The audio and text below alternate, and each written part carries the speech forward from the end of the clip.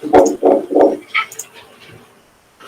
right, good evening. Welcome to another edition of Card Authority, episode 34. 34 is right. We're back on a Tuesday night here at, Card Authority HQ. Of course, joined by my sparring partner, the one and only Jankovic, AJ2. How are you, sir? I'm very, very well. Pleased to be here on a Tuesday. It feels like it's been too long, so I'm really excited to get back into it and get some good conversation flowing. Absolutely. So, big hi to Wade, Steve, Kevin, Crispy. How are you? Hope you guys are all enjoying. Thanks for joining us tonight. All right. It certainly has been a big day, Richo. It's been a big week. As we all know, Prestige has come out. G'day, Mason and Robert. Prestige released last week. Select brought it forward a couple of days. Well, ironically, I think today was supposed to be the actual release day. It was, yes. Jacob, Pete, how are you? Mitch, Dave. Good day, everyone. Hey, Mason. Hey, Robert. So, look, as we know, yes, Select Prestige 2022 came out a week early, which was a fantastic surprise, not only for all us punters that want to rip packets, but us as retailers. It has been fantastic. How do you feel like the first week has gone? It's been big. It's been fast paced. I suppose for you and I, we've been very busy with certain aspects of what we do in terms of cards. No chops, Wade. It's been ferocious. I think the model now and how the product's getting out to people and how quickly it's getting out to people has really been demonstrated to its biggest degree yet. Yep. This time around. Like how much do you think's been open? 50%, 45%, something like that. I think 50 to 60% is probably the range. And I think like the volume and the frequency of cards coming out, we're seeing it at an individual level. So, you've got all those SCC orders. That's 1,000 people with at least one box. Yep. It's fair to say most of that 1,000 people have another between 2 and 4 boxes. Yep. On top of that. Yeah. And it looks like most people are opening all or at least half of what they've got. Yep. So just at that level, we're talking probably 2,000 to 3,000 boxes that have already been opened out of a run of like 8,400. 8,400's a run, and then you start to look at the breakers' contribution to the speed and the ferocity, and how ferocious it is of how much stock's being opened. There's, it's clear as day to everyone, including us, who not only run breaks but participate in a lot of other breaks. There are more breakers right now for this product than we've ever seen before in AFL. And it's not a bad thing. The market will move in different ways and market forces will come into play and we'll see things probably balance out a little bit over time. Yep. But the result of that is a huge, huge volume of cards are getting opened up super quick at the moment. So explain for people that perhaps are newer to the community, what would have happened 3 or 4 years ago? Would we have seen the same amount of stock open so quickly? So 3 or 4 years ago, releases are not selling. Most releases aren't selling out at all. And if they are, it's over a period of a few months. Dominance 2019 is the first one for me that comes to mind that sold out within a couple of months from memory sort of thing. Yep. And that was a big deal at the time. And it's also a different era. There was breaks around, but not at the same scale as what they are now. So you might have 2 or 3 breakers that between them are knocking through, between a box and a case a day from release day onwards. Yep. And that sort of just consistently goes. I would hazard a guess that at the moment, if you added together what everyone's doing, all the break pages on a daily basis, there's probably 50 to 100 boxes getting done a day. Yeah, okay, that's probably a fair assumption. Yeah. Now that I think about it, you're right. As opposed to 10 or 12 boxes. Yep. So I would say the volume of breaks right now for this release in particular over the last 7 days is 10 times what it was 4 years ago. And that's a reflection of the demand within the market. And now that I think about it, something I noticed a couple of days ago when we looked on eBay, there were 3,800 plus listings. Yeah. And obviously there's a small portion of that, and that's active listings, so that's not counting what has been sold. But the amount of people that are either getting cards up on eBay from their personal or their resellers or their rebuying boxes or whatever it is, clearly ferocious is a great word, that there is a ton of stock that is getting opened up. And I'm sure, as we've said many times, that's exactly what Select want. They want the product opened. Yeah. And I think for collectors, having so many cards available to them. You've got instant access to cards. And the topic of, okay, then the cost of cards, things being overpriced, underpriced, it's a whole separate topic. It goes hand in hand with the speed and volume of stock being opened, but it just means people need to be more conscious of how buying and selling waves work and when cards are going to hit the market. A good example is... Well, hang on, so put a pin on that. Yeah. Obviously, guys, please, if you've got any questions tonight, shoot them through. We'll try to answer them as they come through. Yeah. But I know in the direction you're about to head. So we obviously do forecasting here with our prices. Yeah. We try to have a good gauge on where things are going to come out and where they're going to land. Yeah. Has this been a typical release with prices coming out hot, cold as they are? Explain again to perhaps people that are a bit newer to it. So, we're not going to give out the proprietary information, obviously, but we put together pretty substantial spreadsheets when the checklist becomes available and the ratios become available at select preview time for each release. We then go ahead and we build a few different spreadsheets around that. And those spreadsheets help us forecast what we think the prices of cards will be at a point of what we'd call the settled range of cards. Yep. Not where they are at the beginning and not where they are when there's a huge dump off, but where they will start to sit over a medium to long-term period. And what sort of time period do you think that would be? So I think the numbers we look at is where are the cards going to be in 8 to 12 weeks time after the date of release, because that will be the settled range until certain things dry up. And of course, there's always going to be outliers here, particular players, certain subsets, certain type of teams and everything like that. The cards at the moment, for the most part, across the board, pretty much are above our forecast range, especially on the low end of the release. Most of that's sitting well above our settled range at the moment. There's certainly things that are undervalued. And when we say undervalued and we talk about where we come up with the forecasting, we look at a number of factors. One really important one being historical data around the same types of releases or similar types of cards and subsets. So production numbers, serial numbering, all that sort of stuff. And then we also take a measurement of the participation rate in the current market. And we have a formula that then dictates to us based on genuine market supply and demand, so the real market forces, where the card should basically sit. Right. Well, I think, look, the first question straight over here from Tim Upton. I'm a little concerned, underwhelmed with the week one secondary market prices, particularly the greens being numbered to 60 and a staple in the hobby.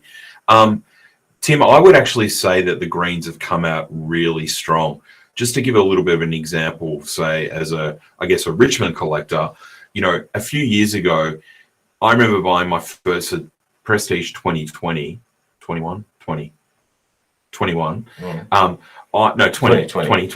Yeah. I remember buying my first Dusty Green at $450.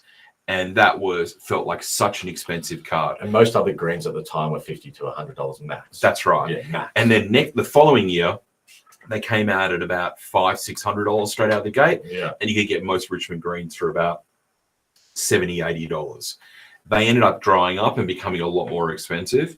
This year, Dusty Green, for example, has come out at $600 to $700, and normal Richmond greens are $100, $120, $150. I feel like last year, after 2 weeks, Richmond greens were running at $250, $300. Yeah, there were a few factors there. There was certainly a couple of people that were trying to acquire a lot of them, which certainly shrank the supply very quickly. Yeah. But overall, I think the greens have actually come out a lot hotter this year.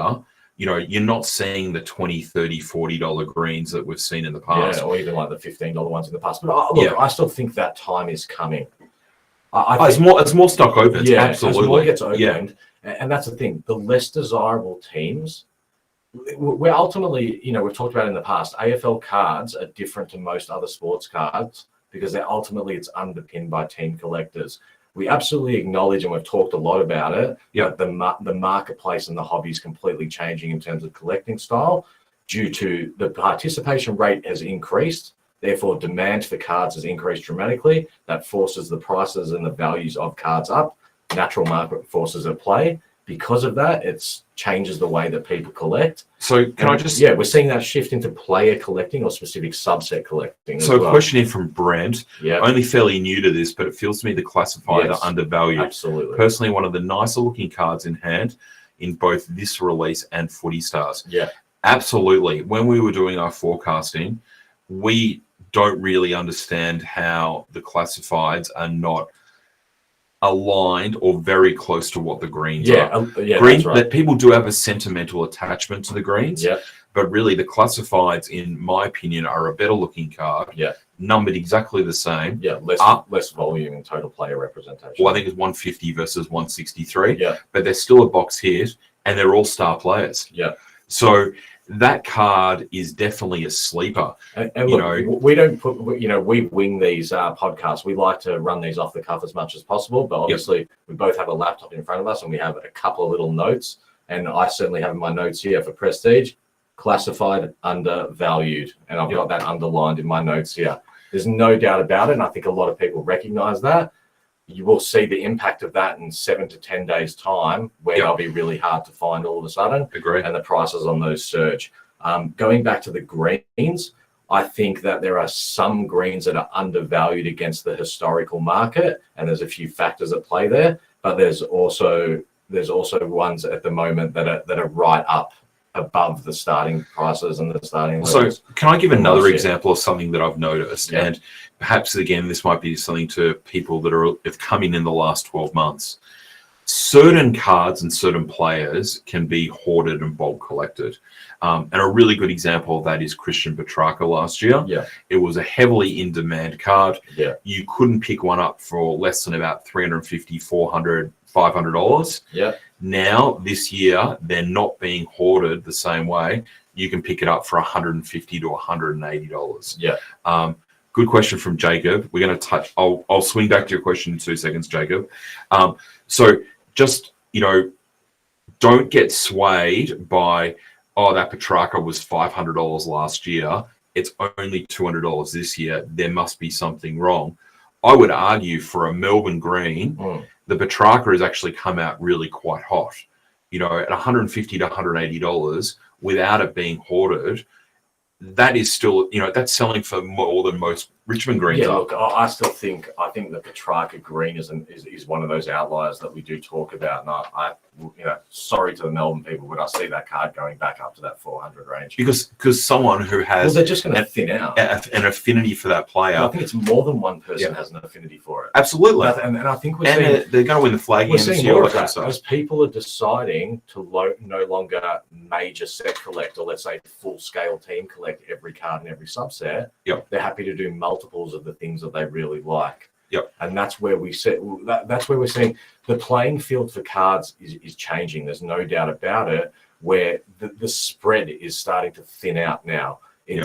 There's a lot more cards with a lot higher demand, and therefore leaving a lot of cards that the demand has dropped off, as opposed to level demand because people were team set collecting or master set collecting. Yep. So it's no longer, I need all 9 of the greens for my team. Look, for me, it's different because I still team collect, but other people are definitely in the mindset now, I don't need all 9 for my team, but I love Petrarca or I love Clary or whatever. Yep. So I'm happy to try get 9 of those. Absolutely. And all of a sudden 3 people do that and you've got half them gone. Yep. They're gone. So Jacob made a good point here, and this is actually one of the talking points we were going to cover today. Freo GWS Gold Coast will always be so undervalued. Yes, but at the end of the day, as we've been saying on this podcast for a couple of years now, the market dictates the price and the demand for a card. Yeah. And while there is still fundamentally not as many team set collectors for those teams, and I think it's master set collectors is what we're seeing the impact of right now. The team set thing hasn't fully kicked in yet, but there still isn't as many Fremantle collectors as there is Richmond. If there's sub 10 Fremantle collectors, and the lowest print run card is going to be 40, well then, pure demand and economics are going to dictate that those cards are never going to be as valuable as a big Victorian club, which has a huge collector base. Yep. Yes, we see some players, Gary Ablett and things like that, and Buddy which again, they're outliers in that sense. But from a general perspective, and it's interesting, I actually lost thought of that for a little while. And then Wade Stevens, who an avid listener and viewer of the show here, who I'm sure is on the stream at the moment, I saw a low number. It was a low number Tom Green Virtuoso today, listed for like $80. Yep. And I couldn't tag Wade. I messaged him a screenshot. I was like, "Oh, $80. And he was just like, "Oh yeah, I'm cool." I was just like, "Yeah, but it's $80. Virtuoso, number to 50, low number." Yep. And that player apparently is pretty hot at the moment. And he was just like, "Yeah, mate, but it's still like GWS. There isn't enough people lining up who want those cards." I was just like, "Yeah, thank you for reminding me something that I knew that, but I needed to be." Can I segue to a comment that Kat Kernahan has said? And as you've heard me say many times, Kat is a very, very wise woman, very smart. She said, Frio Virtuoso SIG is outselling Geelong and others based on eBay sales. And she was surprised to see that. This is another side of the coin where there's certain collector bases from certain teams that simply don't want to spend money on cards. Yeah. And Geelong is certainly one of those. And there's no judgment or criticism. Well, St Kilda used to be and like St that. Kilda used to be like that. Melbourne used to be like that as well. Absolutely. Yeah. And Geelong collectors, where perhaps there isn't as many as you think there would be being a Victorian club. I think there's a perception that there's a million Geelong collectors, but there isn't. Yeah. There's probably only a handful that I can think of that are actually team master set collectors. So do you then combine that with Freo has got some good on-field performance taking place at the moment? Yeah. On-field performance directly correlates with fanaticism, which then correlates with merchandise and trading cards collectability. Yep. So are we seeing there that the lack of support for Geelong and the increased support for Fremantle at the moment? We're seeing the direct result play out on eBay right now. Maybe. I also think too, and I'm going a little bit off topic here, but I think the Virtuoso SIGs, the real value in those SIGs is the rookie players. I think that the senior player and the rookie player, because they've obviously got two SIGs, I think people want Caleb Sarong. I think people want Martin from Essendon. Yeah. I think people want CJ from Hawthorn. Yeah. I don't know how much driving force it is for Warple or for Tom Hawkins or David Mundy. It feels like it's the rookie I still SIG. think they do. The SIGs are the whole Virtuoso SIGs thing is a bit of a conflict in my own mind at the moment because I'm really struggling with the pricing of these. Like we forecasted how we forecast for our formulas, but I'm still really struggling with the psychological aspect. There's a real disconnect at the moment that the Virtuosos in Footy Stars were numbered to 70 and these are numbered to 50. Forget about the SIGs, the normal Virtuosos. Yep. The pricing at the moment is really strange what's going on. Yep. To say the least. Yep. Well, this might tie in nicely with this question here from Dan Dixon.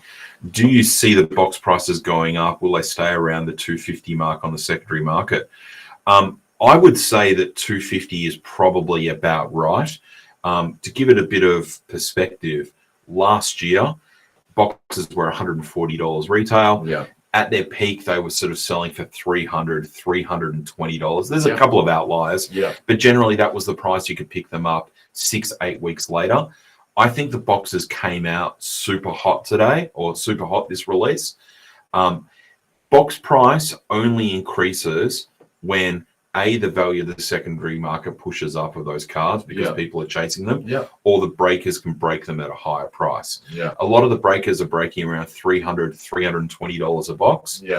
It can't really move much higher until the break price moves higher. It's kind of a little bit chicken and the egg. So 250, I don't see them getting any cheaper than that. No, they're not going to drop. They're never getting it cheaper. And as supply dries up, it's going one direction. But do I think they're going to go to 300, 350, 400? Not anytime soon. I think it moves to 300 eventually. But it's really hard for a product to double in price. And let's look at Supremacy as an example. The hottest product that they've ever done, that you can still now buy for $1,400, which is double retail. And that has hits that can get you multiple times the value of your box. I don't see the same upside with Prestige for suddenly that box to exceed much past the $300 Well, I think price range. the key to Prestige is the amount of numbered cards you get. Yep. And this is obviously something that for the first time ever, every packet is produced. It gets you a numbered card. Yep. Because the cards that were not previously numbered have been numbered. A lot of opinions on this that go all directions. I have a very strong opinion that I very much support this. I always wanted to see things like game breakers and milestones numbered, even if the numbering was really high, just to give some sort of excitement and interest. And I think the reality is, and I would find it, you can let me know in the comments, guys, but to me, part of the enjoyment of breaking this particular product is every packet has a potential surprise in it. Yep. Everything's got something numbered, and we know the numbers mean different things to different people. Sure. But we also know that low numbers in the open market are worth more money. Jumper numbers, all this sort of stuff. I love the fact that as someone who opens a lot of product, you're not then left with a giant pile of inserts that are worth zero, basically, or 20 cents. They're worth so little that you end up using them as packers in your mail when you send out your other cards. So I think as an opening product as an individual, but also from a breaks perspective, and because of the price point and everything, it's fun, it's awesome, and there's some great hits. Are you going to get cards worth thousands and thousands of dollars? Unlikely. No. Are you going to hit lots of cards worth between $5 and $20? Absolutely. Sure. Are you going to hit cards that are worth $50 to $500-$600? That's, if you do well in the breaks, yes, you are. Yep. But this is not that release where you're going to get cards that are thousands and thousands of dollars, but you're also not paying the entry point for that either. Yeah, and something, and without going too deeply into again what we do with our pricing, but something to put in perspective, there's 25 numbered hits in every box. Yeah. 24 to 25. 25, yeah. Even if every card is averaged at $5 per card, which the average would be higher, but let's just say it is, straight away there, you're getting $125 extracted value out of your box. Yeah. That's before, you get good numbers, better players, and obviously different subsets. So that's something to keep in mind with, perhaps newer people in the hobby are like, oh, well, I didn't hit a Dusty Green or a Petrarca Green. Yeah. I've made no money from my box.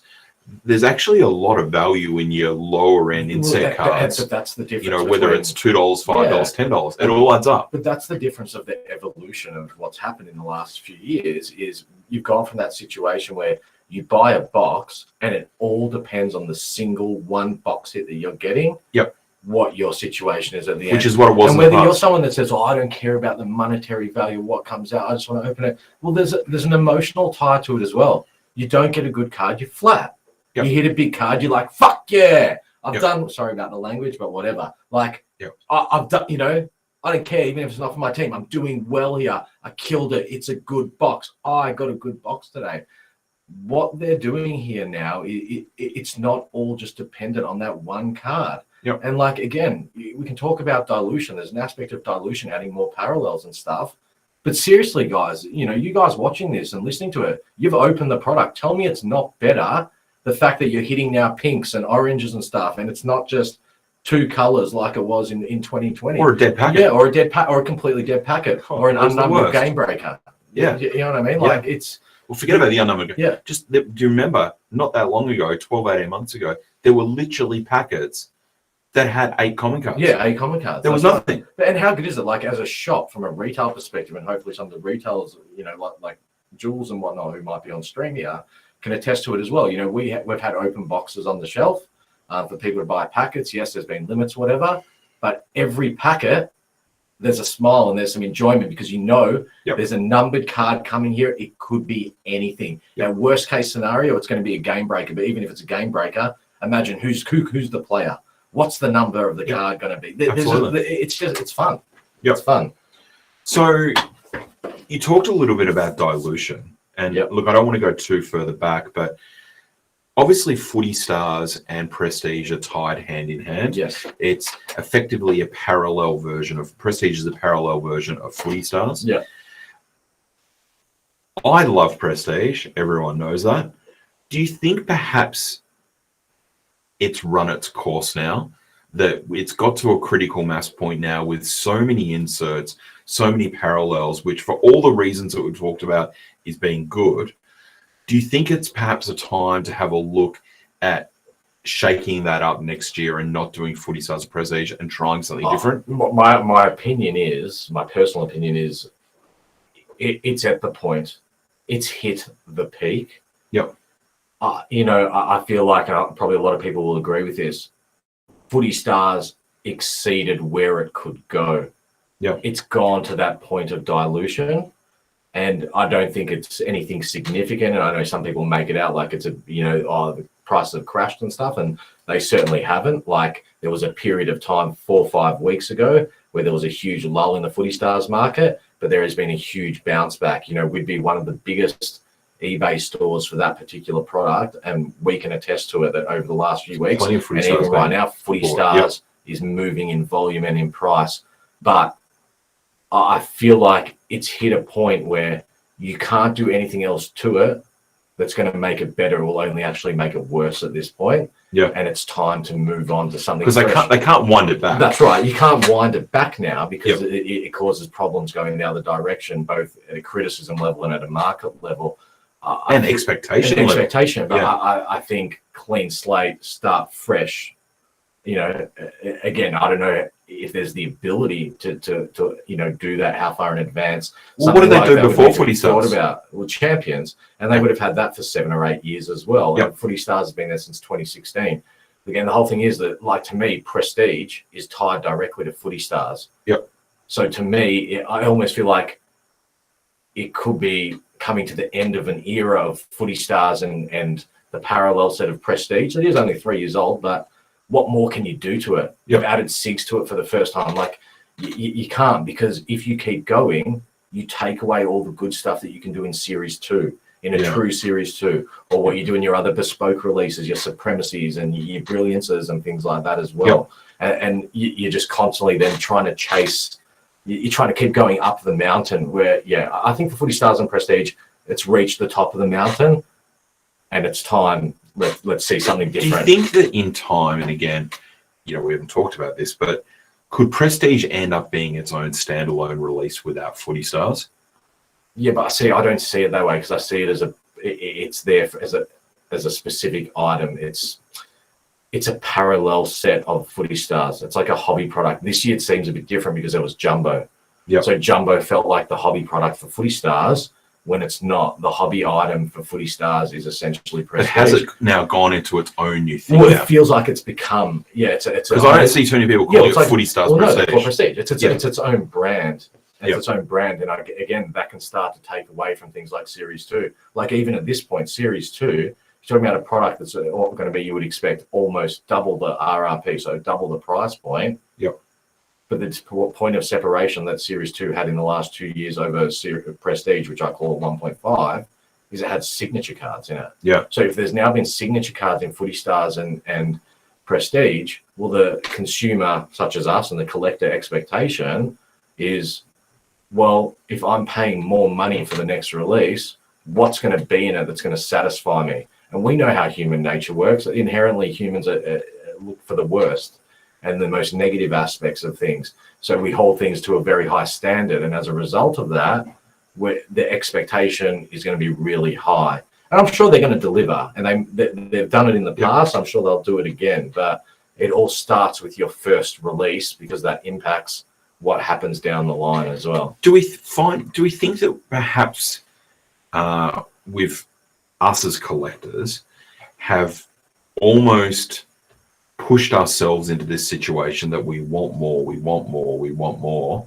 and there's really a limit of what you can put into a packet. People want more parallels, they want more numbered cards, they want more signatures, things like that. Again, this is the sort of the pullback or wind back. Do we need to have a little bit of a reset where they're like, cool, next year's product is called X, and it goes back to a couple of years like Footy Stars, where there is only a couple of numbered cards per box, maybe some different predictors or something like that, and it winds back to then be able to reset things for future releases? I don't think it should wind all the way back, because I think the reality is the releases we see are based on the condition of the market. The market is what's demanding it. The publishers aren't going to go produce all these cards that aren't going to sell. Like, they're doing it to service a market, not to create the market. I think that's what we need to be really conscious of.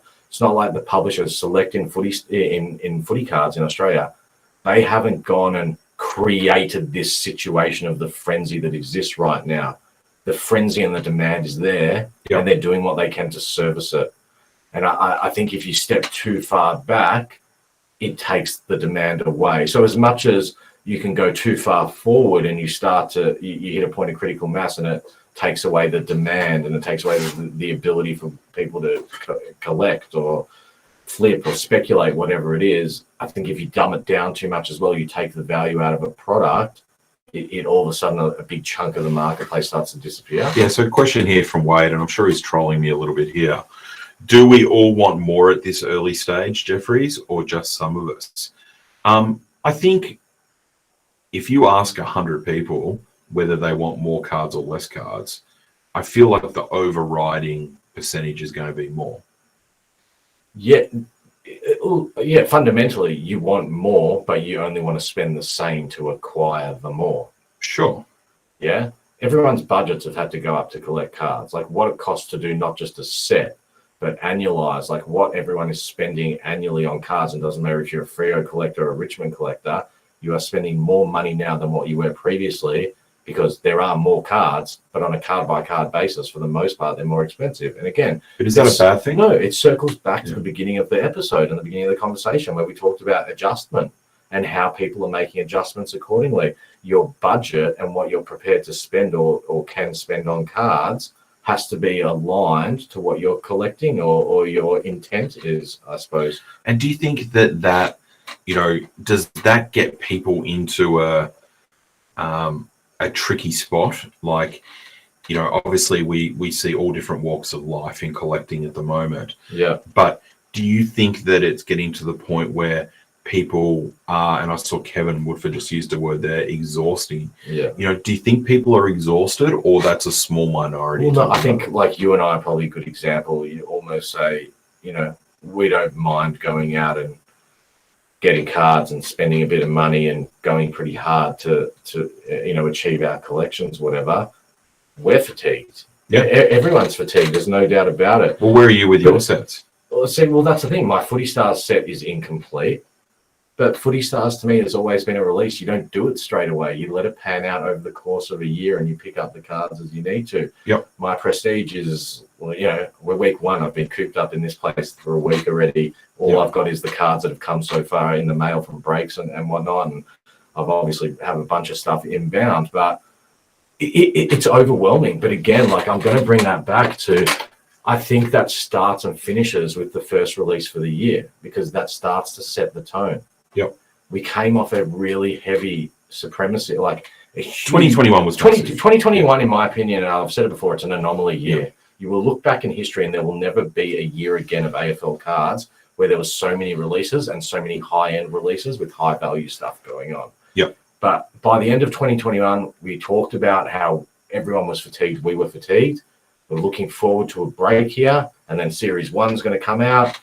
It's going to be pretty cruisy, pretty easy. Get your team set done for $1,000, $500, whatever it is. Yep. Then we've found that, okay, Footy Stars, it's been fun and exciting, and I love the fact that I have all these amazing cards in my collection, but it's been taxing, both at a time level and at a financial level. So, comment here from Marty Davis, who obviously is one of the, the longer term signature, or he's got one of the best collections I've ever seen. But if we step back, does that leave more for the kids, etc., to introduce them to the hobby and build the next generation of collectors? Long term, it might be better for the hobby overall if no one, in terms of adult collectors, care. I kind of agree to disagree a little bit. I think what they've tried to do, clearly Select were not happy Footy Stars sold out in a week last year. This year, they've produced more of it. You can pretty much go and buy it anywhere still. Yeah. Whether it's a servo, it's available. Whatever. The Series 1 product should be available. So I don't think it's a situation of getting more kids involved. I think kids can go and buy product now. But kids aren't buying Supremacy though. You heard me. I'm going to contradict myself from 5 minutes ago, because Marty's actually given me the alternate perspective here, which I needed to be given, and especially as someone who has children, and especially one kid that full on collects trading cards, right? Yep. And I got back into cards because of that child. I went to look for ironically, some Team Coach cards, and then came across Select. And I got drawn into Select as an adult. But the reality is, my kid is one of very few kids that has Select footy cards and Footy Stars cards. And that's the reality of it. And I think Marty's actually making a really good point here. And it definitely is impacting in real time right now, my perspective on the matter. But is it and or is it both? It's Footy Stars this year. If you're a child, what do you collect? Like, outside of doing a base set, what is realistic that your mum and dad, who get you a couple of packs every time they go to the servo, they're at the supermarket. So let's say you're your average kid getting 5 packets a week at best or something like that. What do you collect? How can you collect it? Yeah, good point. How can you collect it? It's a $3 a packet product that's designed for the mass market, where initial consumption is probably at a children's level.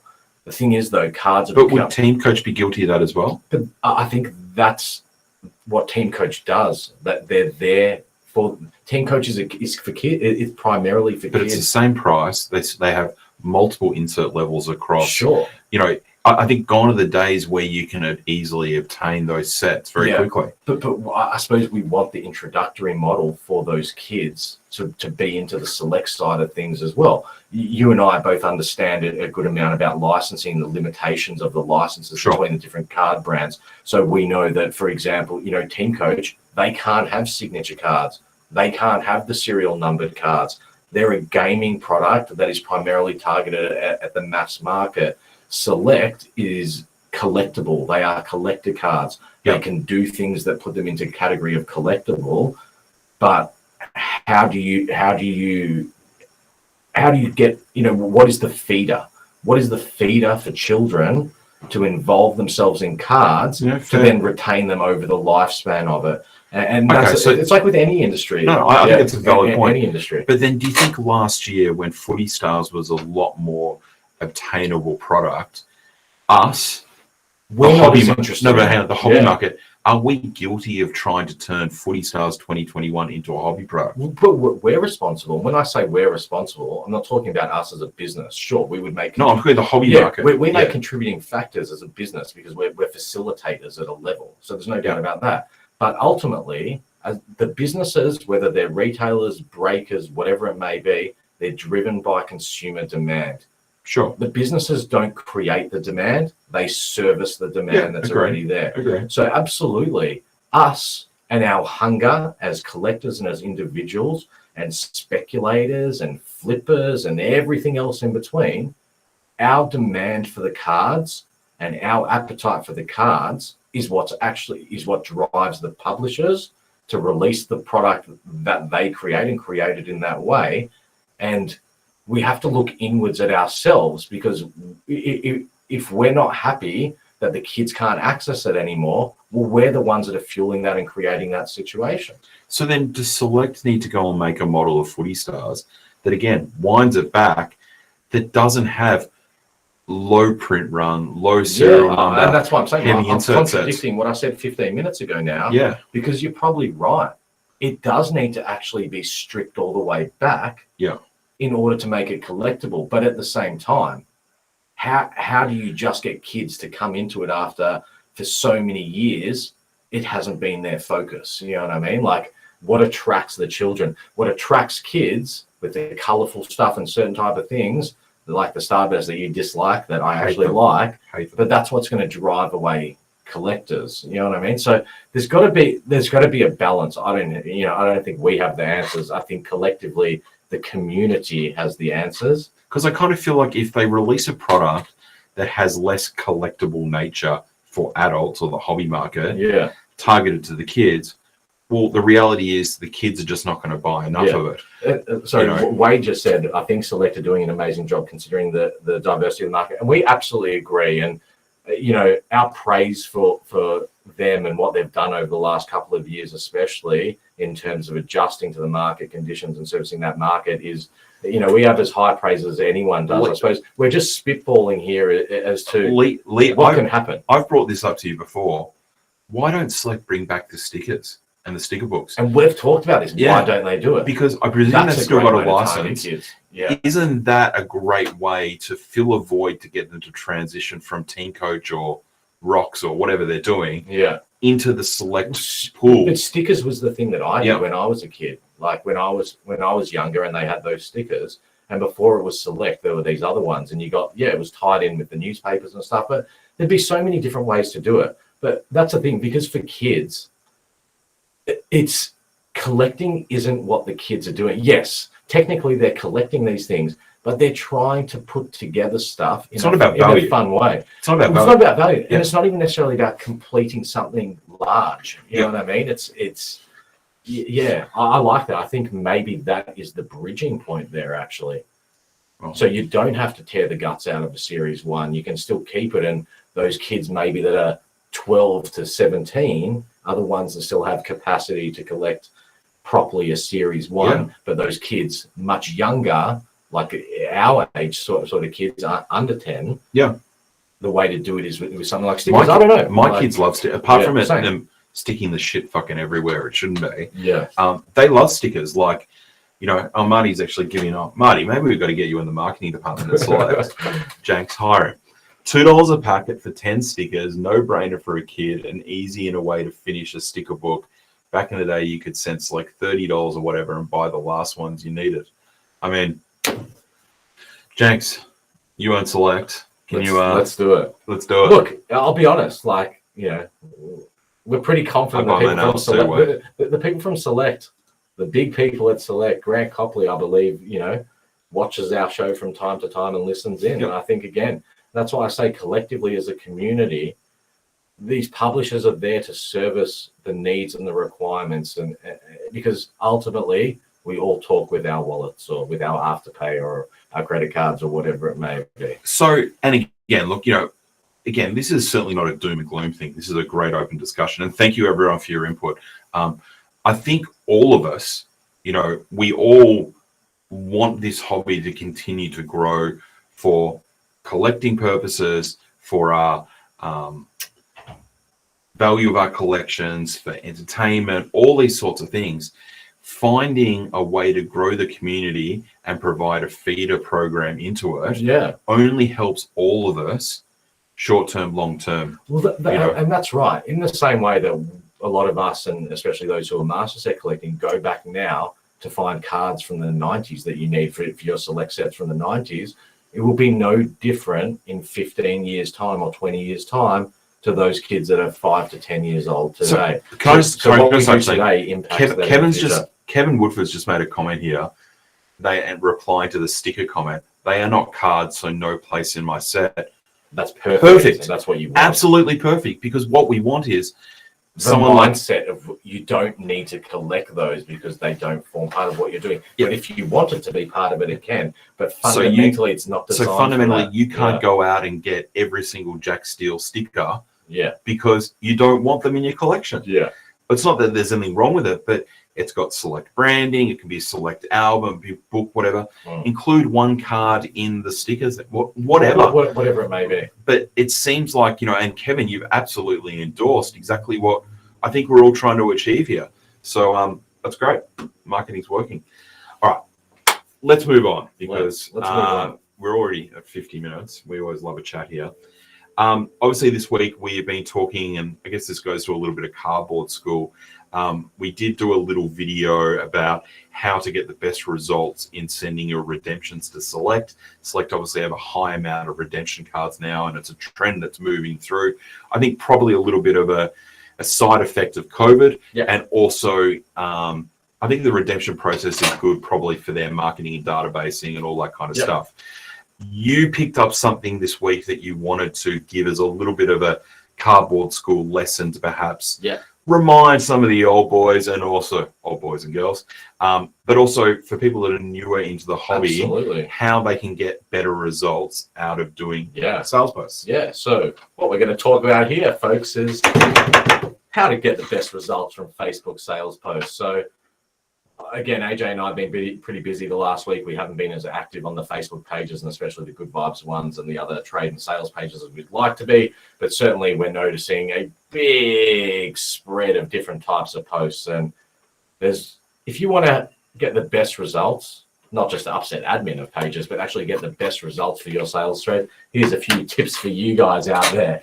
Firstly, you want to have clear photos of both the front and the back of the cards. So don't take photos through a potato. Yeah, don't do it through a potato. Don't do it glary. Give it some decent lighting, even some sunlight, and make sure people can see all parts of the card. Yep. List the card's serial numbers as well as the price in the body of the post, even if you're doing it as a sales thread. So regardless if you're dropping all these cards in as a sales thread individually because you've got so many cards, I'd always recommend putting the details into the body of the post because that's the first thing the person sees when they hit that notification click. Smart. All right. List all your cards in a single post rather than doing it in multiple posts, and then continue to bump that thread and update the prices accordingly. And that's for a number of different reasons. One, it's going to make it easier for you in terms of tracking your own sales. It's all going to be in a single location, less searching, less what you need to do. But also it gives you the ability to showcase all your cards that are still available in a single spot once. And it's not gonna drift off people's time. And it's easy to manage. It's much easier to manage, absolutely. If you're trading, give your cards a proper value or list what you specifically want to trade them for. There's a lot of stuff going on at the moment. Here's a big batch of huge cards. I want Sinquilla cards. It makes it very, very difficult, not just for you, but for the people who are trying to trade with you as well. And it ends up being just your inbox fills up full of messages and mostly none of them actually come to fruition. And as Pete Buchanan said, don't shoot the photo from Mars. Yeah, that's right. Just shoot the photo from Mars. If you're not expecting a specific payment type like PayPal or bank transfer, make sure you specify that in your sales thread. So many issues come into play after a deal's been done because the person doesn't have the ability to make that payment type. Spell it out, put it in there, chuck it down the bottom. It should be one of the last notes. And of course, the final one and a very important one, always offer both regular and registered tracked postage when you're selling cards. Regardless of the card's value or the final sale price, you should always have that option available for your buyers, and it'll give everyone a peace of mind if you go down that path. It makes it really clear when a dispute takes place. The tracking becomes so important, and whether someone pays for that or requests it or wants it can be the difference between cards getting lost and refunded or the onus being on the other person. Can I add one thing too that's on your list? Absolutely. And again, we obviously have this going, obviously Adam and I and Pete Buchanan, we're all part of Really Good Vibes, part of the admin team there. But this sort of applies to every group.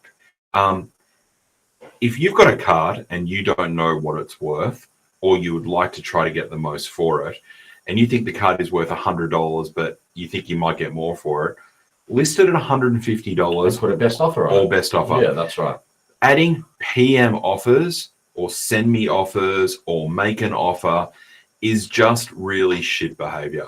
It's annoying for people that want to buy stuff. I mean, I don't offer for stuff. I scroll past. It's a nightmare for the punters that want to buy stuff. You're getting into a silent bidding war. There's no transparency involved. There's no transparency. There's nothing wrong with giving it a ranged price, as you said. Put it at a price and then put all best offer and let it go from there. And Niles just said, how about cropping and rotating photos when you post them? I mean, absolutely. And again, that's all about trying to present. If you're selling a house, you don't, you tidy that house before you sell it. Make your photos look as good as possible so people can see it and go, wow, I want that card. It's this price. It's going to cost me this much to ship it. I'm going to buy it. As well as you can be prepared, the easier it'll be. Ty has just asked a question too. Has the maximum number of 10 photos a post changed?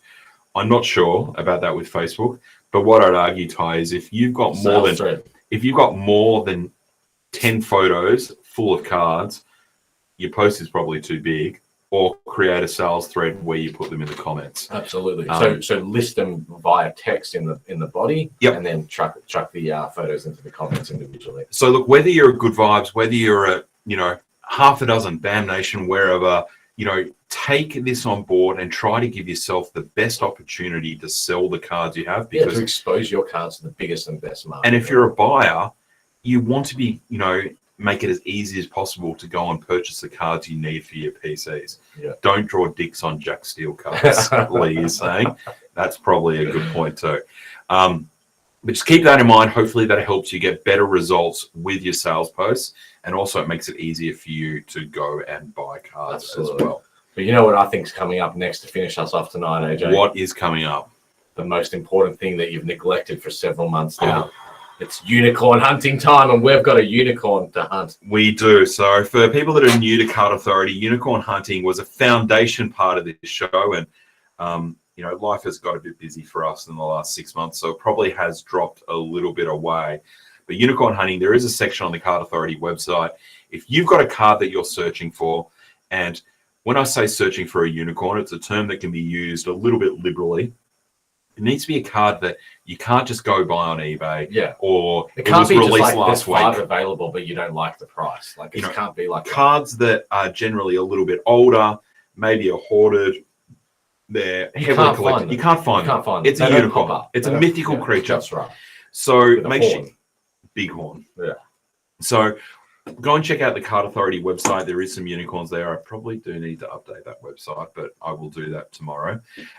Tonight's unicorn, and again, we are certainly happy to help facilitate unicorns. We don't pay for them, but we will certainly help.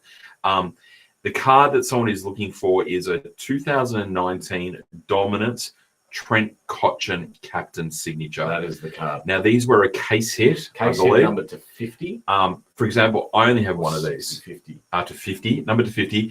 I don't even have a spare one of these. I remember pulling multiple at the time.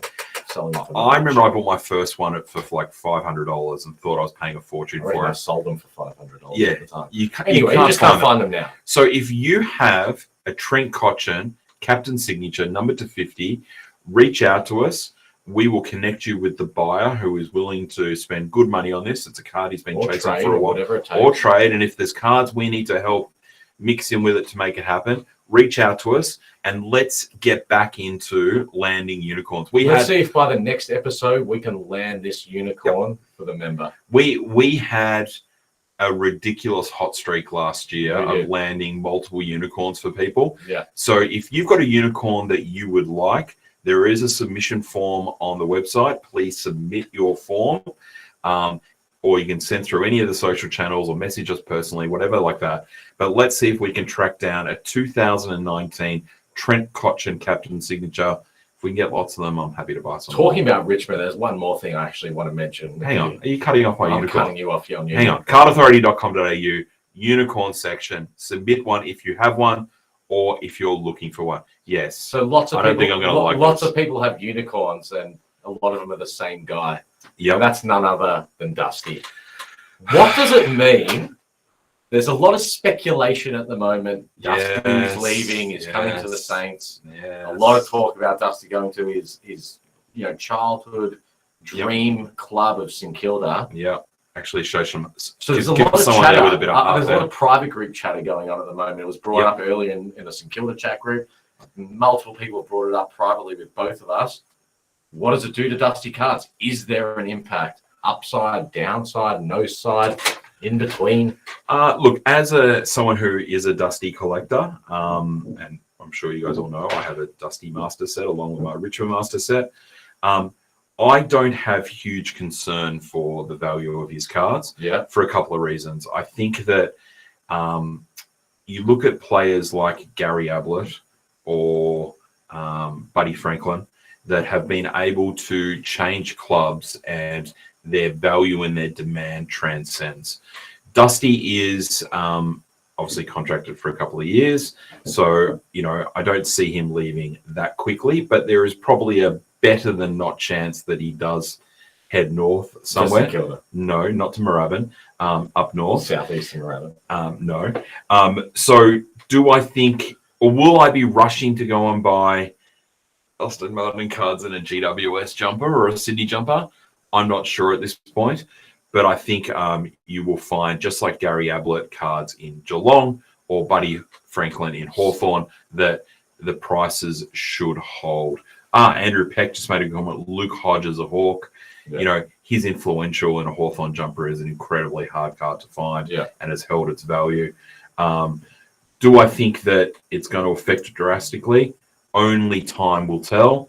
Wade, hopefully we'll get Tom Green for him and I'll be ecstatic. Look, as someone who's not a Dusty collector, yeah, I think that his collectability, his star power is beyond Richmond. It's not Richmond, it's him. It's him. It's all about him. It's not about Richmond. Irrespective of the premiership. This is probably a little bit late in the show to go. He's a generational player. Do you think that this now is slowly helping us mature to, say, a US market where people collect LeBron? Doesn't matter what jumper is wearing, there's where no it's doubt. Cavs, Lakers, whatever. But look at the amount of people that go for a particular team and then collect players from other teams. Yep. Like it's a big in the last 12 months. It's growing, that's as big now as low number collecting is. Yeah, I agree with that. Look at Tug Miller. Yeah, that's a perfect example. Yeah, plenty of Victorians are collecting Tug Miller. Exactly. So as much as I know you tried to troll me there a little bit, and no, I mean, look, if he goes to St Kilda, which he won't, it's going to be the biggest payday of my life because I know Jenks is going to have to buy all my cards. I only do my own team colours. Thank you very much. Yeah. All right, guys. Well, look, thank you very much. Great episode. Jenks, you've been amazing. Thank you to everyone on stream. Your questions have been excellent as always. We will be back probably in 2 weeks, next week. Yeah, we're going to really try every couple of weeks. We're going to try a lot harder to get these out more frequently again. Yep. As the calendar goes on for the remainder of the year. That's right. So look, if you want to catch up on old episodes, you can check it out on Card Authority YouTube, cardauthority.com.au, and of course, Spotify, Apple Podcasts, all that kind of stuff. All the shows will be up tomorrow, or maybe after the show. We'll see what happens. But thank you guys. Really appreciate your input. Jenks, great work. And let's see if we can find a Trent Cotchin captain signature. 2019 select on. Yep. Thanks, guys. Have a good evening and be kind to each other. Ciao.